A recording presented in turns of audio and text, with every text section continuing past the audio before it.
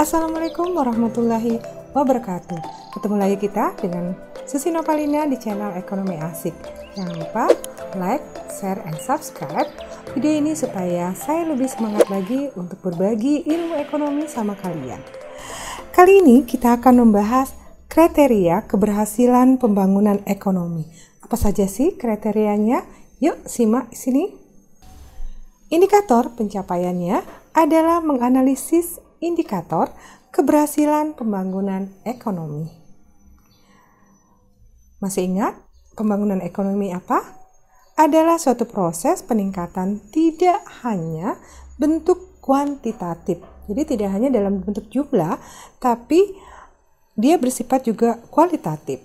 Nah, di sini kita akan membahas kriteria satu persatu dalam bentuk kuantitatif dan kualitatif. Apa saja?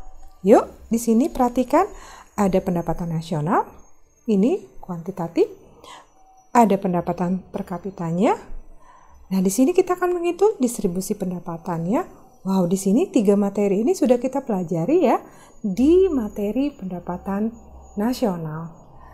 Terus di sini ada peran sektor industri dan jasa. Lanjut, kesempatan kerja, stabilitas ekonomi, neraca pembayaran luar negeri, struktur ekonomi, urbanisasi, angka tabungan, indeks kualitas hidup, indeks pembangunan manusia. Wow, di sini kriterianya banyak dibandingkan dengan kriteria dari pertumbuhan ekonomi. Kita bahas persatu dari pendapatan nasional. Kriterianya adalah tingkat pendapatan nasional yang tinggi menandakan kapasitas produksi nasional juga tinggi. Hal ini berarti jumlah barang dan jasa yang dihasilkan besar dan tingkat kesempatan kerja menjadi tinggi. Dengan demikian, pembangunan dapat dikatakan berhasil di suatu negara tersebut. Yang kedua adalah pendapatan per kapita. Nah, ini masih bersifat kuantitatif. Tinggi rendahnya pendapatan per kapita dapat menggambarkan kemampuan penduduk untuk mengkonsumsi barang dan jasa hasil produksi. Pendapatan per kapita memberikan petunjuk mengenai kemampuan yang dicapai oleh sebuah negara untuk memenuhi kebutuhan masyarakatnya. Yang ketiga adalah distribusi pendapatan. Nah, walaupun pendapatan nasionalnya tinggi, pendapatan per kapitanya juga tinggi, ya harus ditentukan juga bagaimana pemerataannya pendapatan nasionalnya. Distribusi pendapatan yang merata merupakan ukuran yang sangat penting dalam pembangunan ekonomi.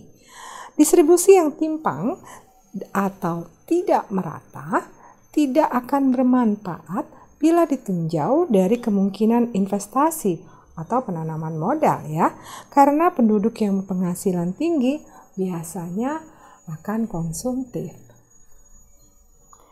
Yang keempat adalah peranan sektor industri dan jasa. Di sini sudah akan bersifat kualitatif.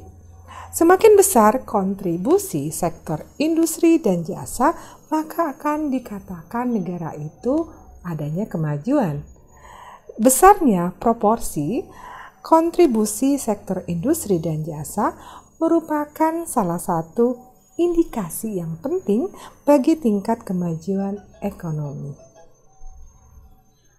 Selanjutnya adalah kesempatan kerja.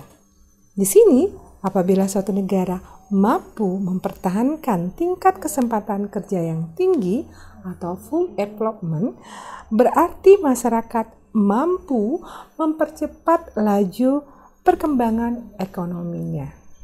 Hal ini dapat dilihat dari meningkatnya investasi, meningkat lapangan kerja baru, dan berkurangnya pengangguran.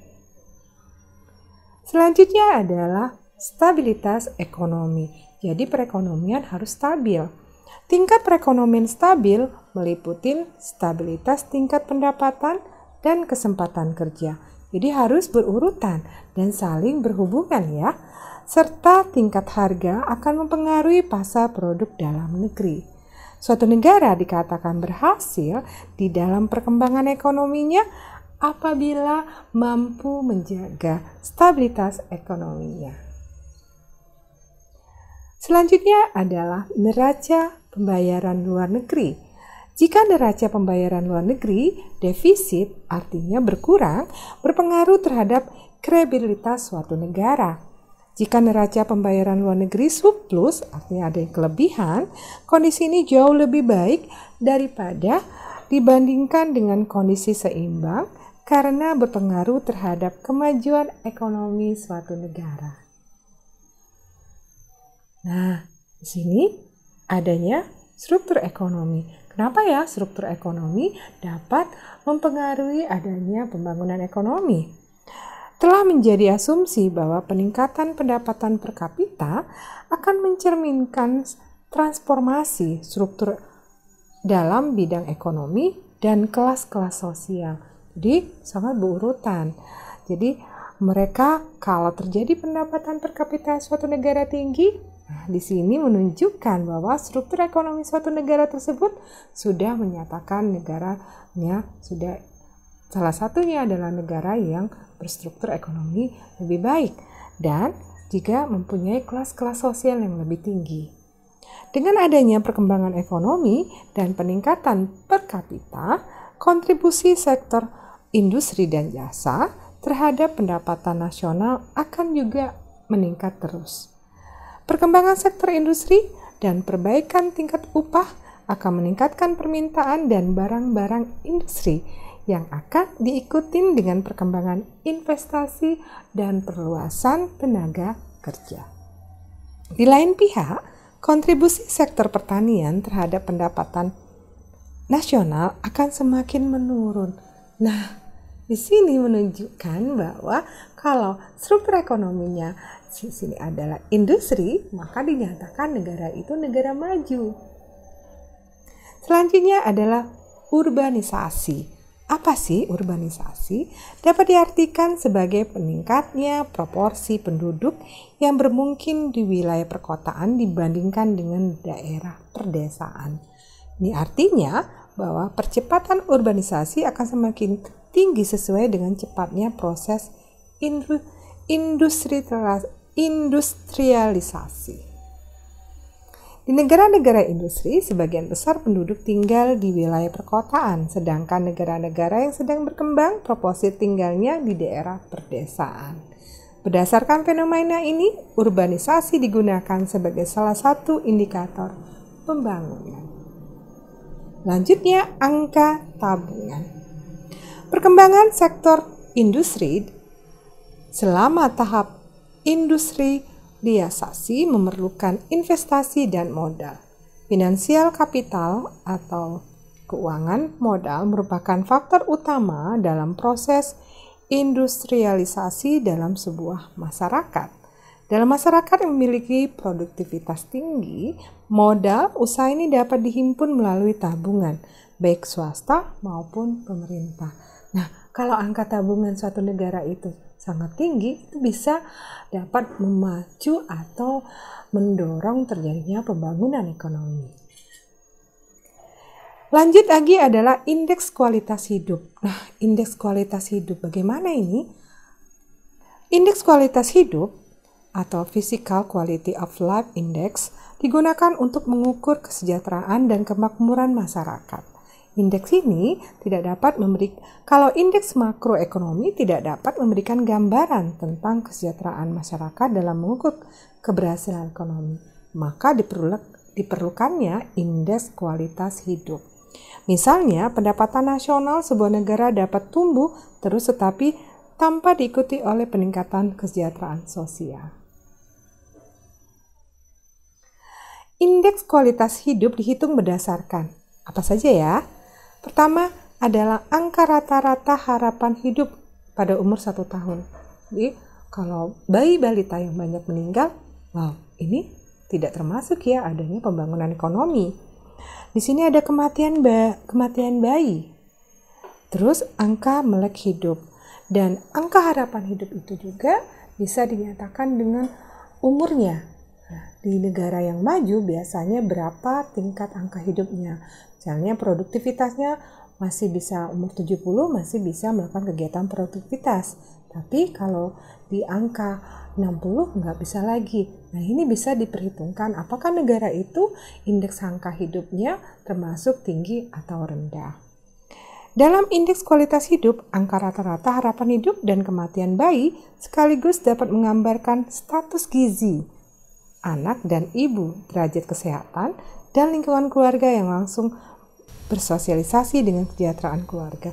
Ini bisa memperlihatkan kualitas hidup suatu masyarakat di suatu negara tersebut ya.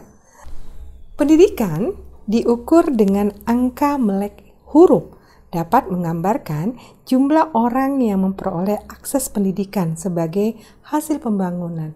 Nah, dunia pendidikan juga diperhatikan ya dalam pembangunan ekonomi. Variabel ini menggambarkan kesejahteraan masyarakat karena tingginya status ekonomi keluarga akan mempengaruhi status pendidikan para anggotanya. Lanjut ya, kita ke indeks pembangunan manusia. Di sini, menurut UNDP, pembangunan hendaknya ditujukan kepada pengembangan sumber daya manusia. Karena apa? Karena sumber daya manusia faktor yang mempengaruhi pembangunan dan pertumbuhan ekonomi. Nah, ini yang sangat harus diperhatikan. Dalam pemahaman ini, pembangunan dapat diartikan sebuah proses yang bertujuan mengembangkan pilihan-pilihan yang dapat dilakukan oleh manusia. Hal ini didasarkan oleh asumsi bahwa peningkatan kualitas sumber daya manusia akan diikuti terbukanya berbagai pilihan dan peluang menentukan jalan hidup manusia semakin bebas.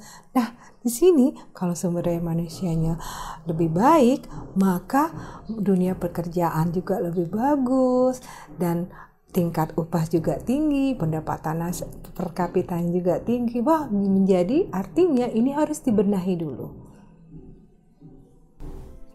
Inilah faktor-faktor yang mempengaruhi kriteria keberhasilan suatu pembangunan suatu negara.